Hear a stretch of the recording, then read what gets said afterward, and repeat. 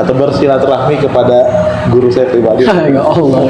Dia adalah Ustadz Rahmat atau Rahmat. Assalamualaikum Pak. Waalaikumsalam warahmatullahi wabarakatuh. Sehat, ya? Alhamdulillah. Masya Allah. Gimana kabar antum? Sehat? Alhamdulillah. Seperti yang kau lihat. Masya Allah. Makin segar. Alhamdulillah. Jadi sekarang Ana udah di Anaba TV. Masya Allah. Barakallahu fiik. Semoga Allah memberkahi kehidupan antum. Amin, Insya Allah. ya Allah. Dan dimudahkan segala urusannya. Amin ya Allah. Dan apa namanya ya di bawah naungan Ustadz Nababan saya bergabung di sini Pak. Dan kita kan sempat ngomong ya, Ya. diskusi kemarin ngobrol di WA. Saya pengen Ko Rahmat ini berbagi nih kisah. Insya Allah. Ya. Boleh Pak ya? Boleh. Di Insya Anaba Allah. TV ini ya. Insya Allah. Yang Anda tahu kan punya perjalanan panjang nih. Ya. Boleh nggak tuh diceritain? Mungkin dari perkenalan dulu kali ya. Baik. Silakan kok, tafadhol.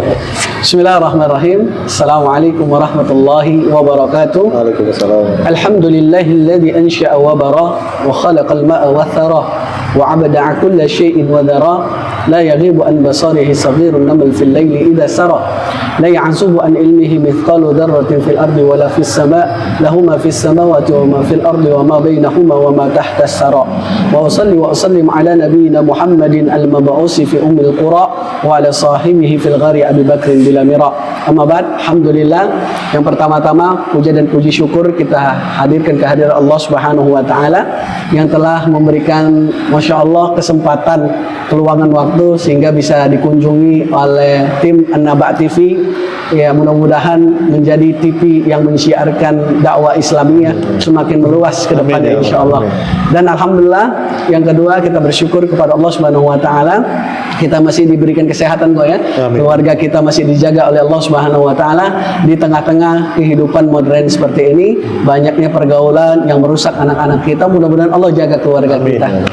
Yang kedua, salawat serta salam semoga senantiasa disampaikan ke haribaan Nabi kita Muhammad SAW, narju syafaatuhu, yang kita sangat berharap mudah-mudahan kita diakui sebagai umatnya, dimasukkan dalam golongan umatnya, barisannya tahta liwa la ilaha illallah, di bawah naungan bendera atau kalimat tauhid la ilaha illallah. Dan juga kita mendapatkan syafaat insyaallah. Amin ya rabbal alamin.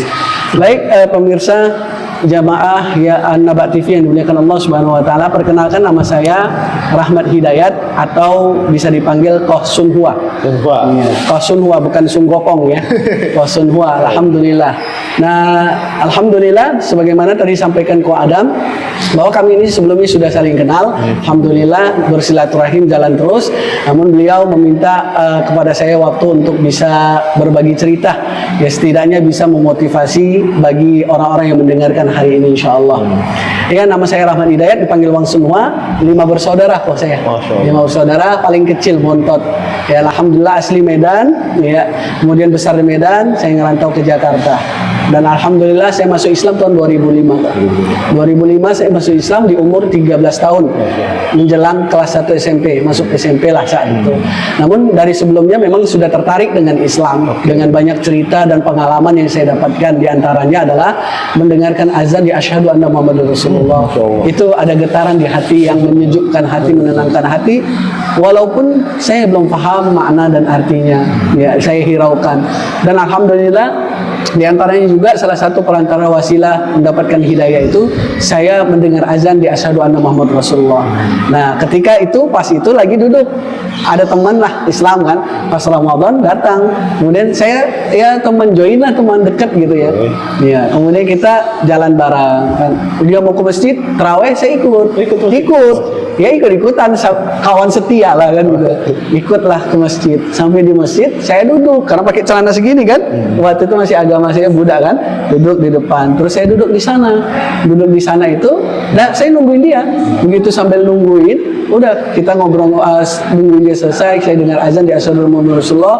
Kemudian saya saat itu ketika dia pulang suka temenin, kemudian main.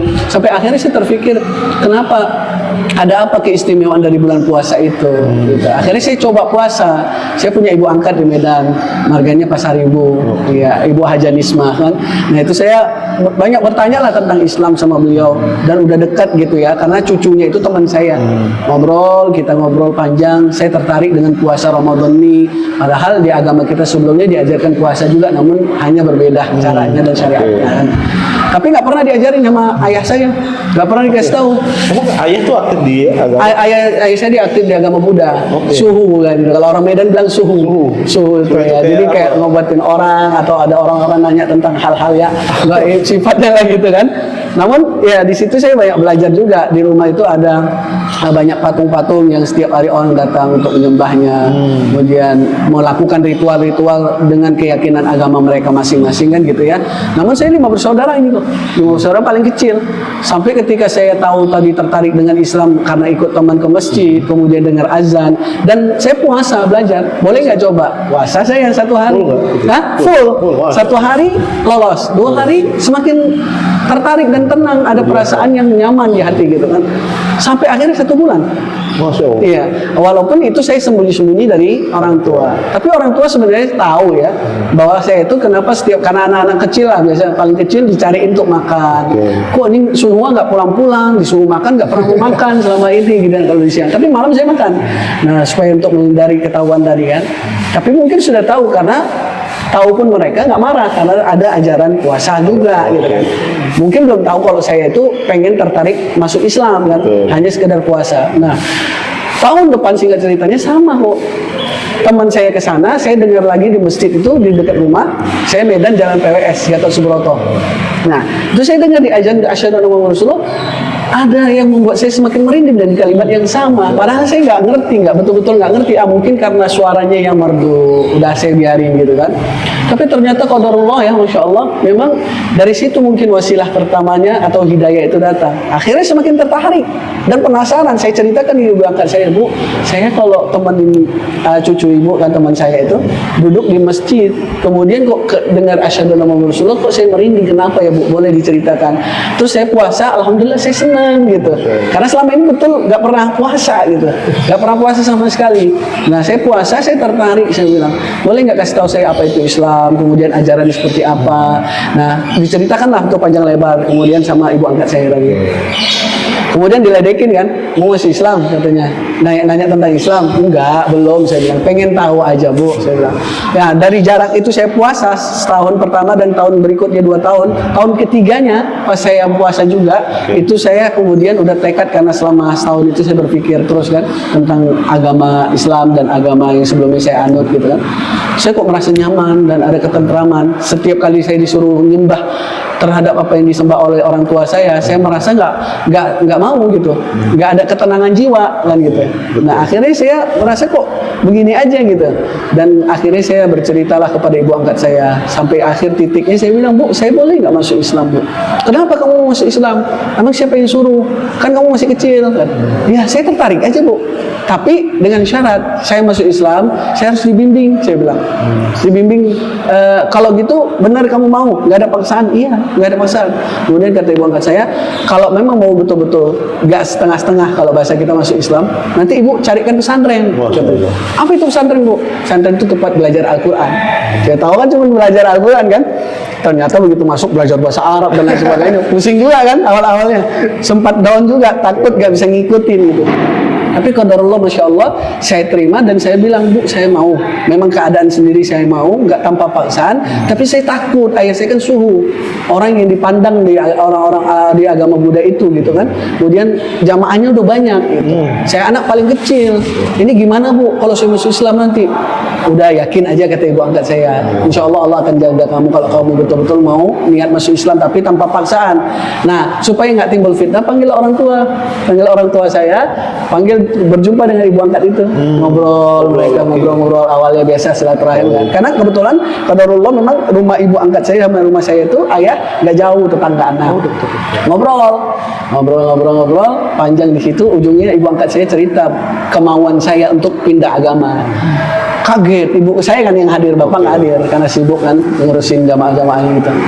Nah kemudian itu dilaporin ke bapak saya, sampai ke bapak saya dilaporin, tahuan tuh, ngomong besar tuh, ini anak kiai lah kalau bahasanya, anak ustad, anak paling kecil gitu ya, tahu apa dari siapa? Dia langsung suuzon, ini jangan-jangan karena ibu angkatnya itu didoktrin atau diajarkan tentang Islam apalah pokoknya itu kan. Nggak mungkin anak kecil ini tahu bisa masuk Islam pindah agama begitu cepatnya gitu kan. Nah akhirnya saya bilang sama orang tua saya, memang nggak ada paksaan, jangan salahkan ibu angkat itu, saya bilang, karena yang memang kemauan saya ceritain tuh dari awal saya puasa, kemudian saya dengar azan, saya cerita. Dan qadarullah memang masya Allah ya, ketika saya ngomong seperti itu, rasa takut saya itu sama orang tua udah hilang. Allah hilangkan, jadi gak ada rasa ragu takut untuk milih Islam yang saya yakini gitu. Dengan segala risiko yang saya akan tahu dan saya dapati. Ya saya kira kok Adam juga kan mualaf, beberapa tim juga naba kan gitu kan, banyak yang mualaf. Sudah banyak pengalamannya lah masing-masing dan rintangannya. Nah alhamdulillah, singkat cerita saya masuk Islam. Saya langsung dicariin pesantren. Qadarullah yang punya pesantren mualaf juga. Buya Muhammad Engce Huat namanya. Panggilnya Muhammad Yusuf di Medan. Iya, seorang dai juga di Medan. Iya, qadarullah memang kita dipertemukan. Saya dimasukkan di situ tuh. Satu etnis juga. Satu etnis. Iya, satu etnis. Kemudian beliau bilang gini, kamu mau masuk di sini, mau belajar di pesantren ini? Iya maulah, saya bilang, karena saya kan mau belajar dengan sungguh-sungguh, saya bilang, terhadap Islam yang saya pilih ini. Akhirnya kita dimasukkan di situ. Dan memang keterbatasan ekonomi biaya, karena minta ke orang tua kan nggak mungkin kan, pasti nggak mau ngasih kan gitu kan. Qadarullah, masya Allah orang-orang baik semua. Semoga Allah Subhanahu Wa Taala membalas kebaikan-kebaikan mereka. Apa yang terjadi kok saat itu? Kiai itu atau Buya itu bilang gini, semua atau Rahmat kalau mau di pesantren ini udah bisa baca Quran belum? Saya bilang orang baru masuk Islam, baru sepekan 2 pekan baru syahadat lah gitu kan, baru syahadat nggak lama, baru khitanan juga kan gitu, belum kenal alif-alif sih.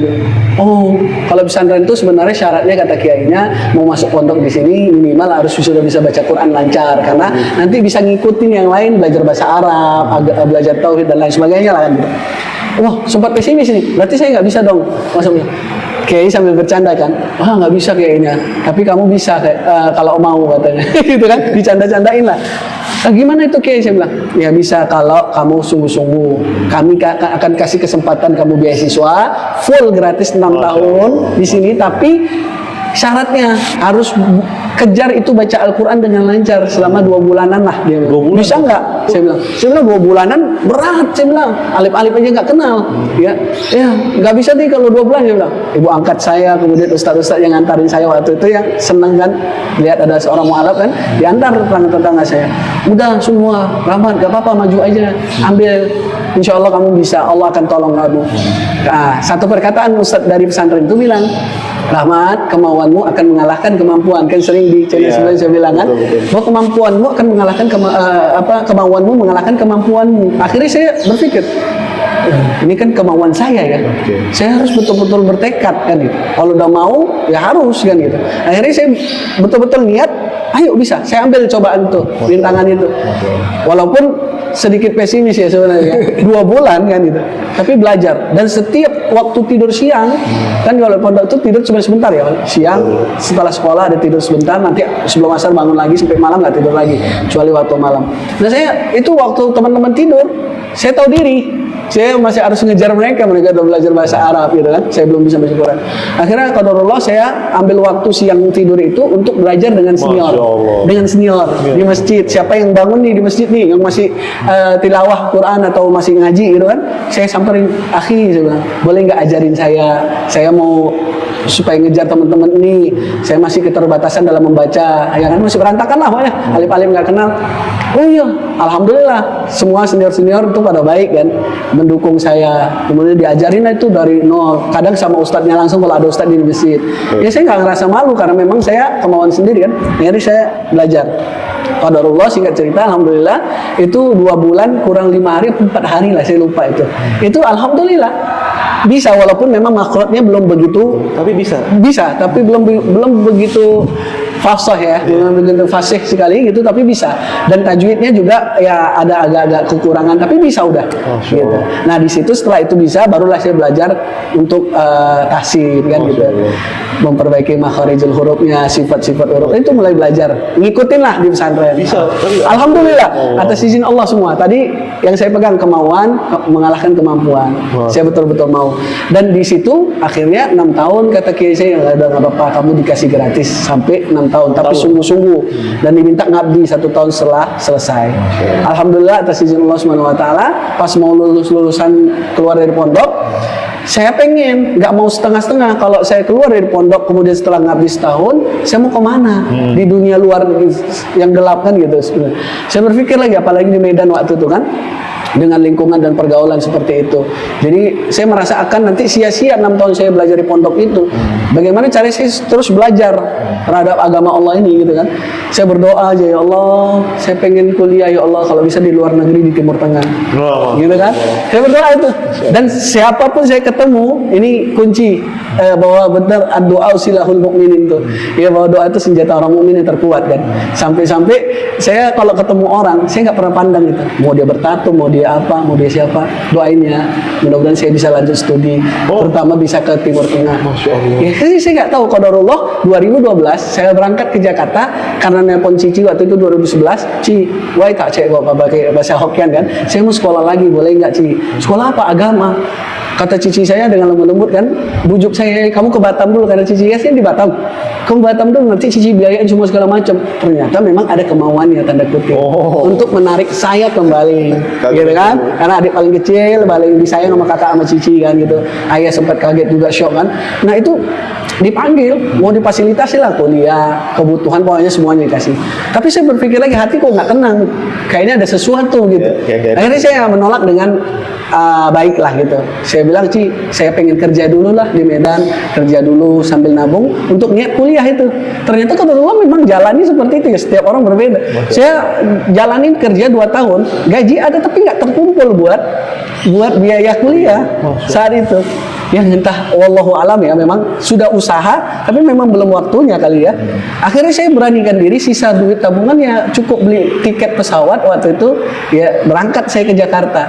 Berangkat ke Jakarta, sampai di Jakarta waktu itu ada audisi sih sebenarnya. Ikut audisi, cuman itu hanya pengalaman aja. Ikut audisi kan salah satu channel TV kan gitu nasional. Udah saya berangkat, pulang berangkat lagi sisa duit di tiket, niatnya untuk cari beasiswa karena kenal sama Ustadz Bakhtiar Nasir. Waktu itu beliau menawarkan akan dikasih tazkiyah, rekomendasi masuk ke Lipia. Nah pas saat dia mau masuk ke Lipia itu saya datang dengan segala berkas. Saya orang pertama ngerantau di Jakarta, masih bingung lah kan gitu, ngeraba-ngeraba gitu. Akhirnya qadarullah saya Ustadz Bakhtiarnya sibuk, saya nggak nyalain juga kan, artinya saya kontak guru-gurunya juga ada yang nyambung. Alhamdulillah saya sempat tinggal di AKL yang di Tebet dulu, ya saya tinggal di sana, bantu-bantu di sana. Kemudian saya tes, siapkan berkas tuh, masuk ke Lipia. Ternyata begitu sampai depan Lipia mau pendaftaran udah tutup.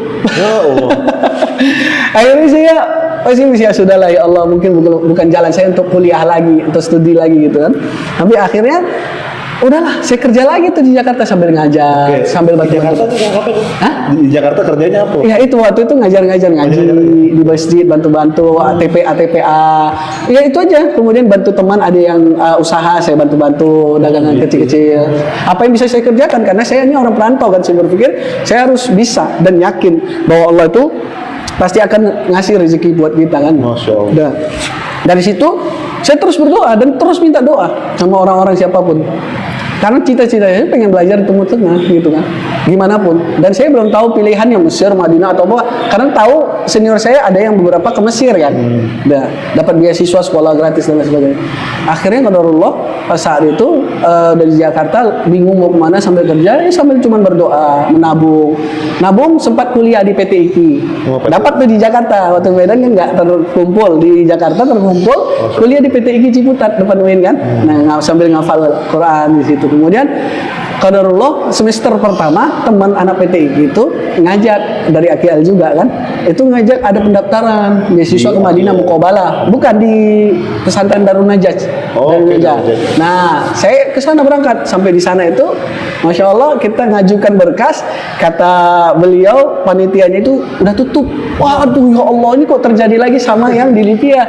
Tapi saya beranikan diri, Ustadz tolong Ustadz, saya cita-cita saya ini, saya ngerantau jauh-jauh untuk pengen cari beasiswa, saya mau belajar Ustadz. Gimana Ustadz? Tolong kami Ustadz. Waktu itu kita bertiga kan, Ustadznya lihat kanan, lihat kiri gitu kan. Ya udah, masukin berkas, cepet masukin tuh. Akhirnya kita ikut Muqabalah 2 minggu belajar sama Syekh dari Madinah kan.